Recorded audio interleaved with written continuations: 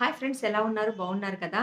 చాలామంది వరలక్ష్మి పూజని, అక్షయ తృతీయ అని చిన్న చిన్న పండగలకి ఒక కాసు లక్ష్మీ కాసు రూపు అంటారు కదా! సో, అది కొని దేవుడి దగ్గర పెట్టి పూజ చేసుకుంటూ ఉంటారు.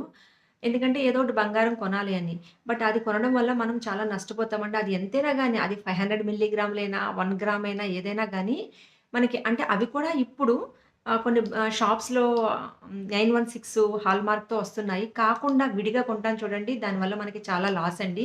ఇదివరకు రోజుల్లో అమ్మ కూడా అలా కొని పెట్టేది. అప్పుడంటే వాళ్ళకి తెలీదు. బట్ ఇప్పుడైతే చాలా దాని గురించి నాలెడ్జ్ అయితే వచ్చిందండి. మనం ఒకవేళ దేవుడి దగ్గర పూజ చేసుకునేటప్పుడు ఏదో ఒకటి కొనాలి అనే ఒక కాన్సెప్ట్‌తో ఉన్నామంటే గనక దేవుడి దగ్గర ఒక డిబ్బీ పెట్టుకోండి.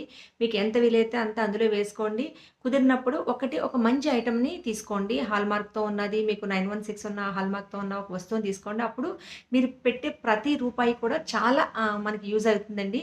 అలా మీరు ఆలోచించి చేస్తే బావుంటుందని నా ఉద్దేశం. Thank you friends.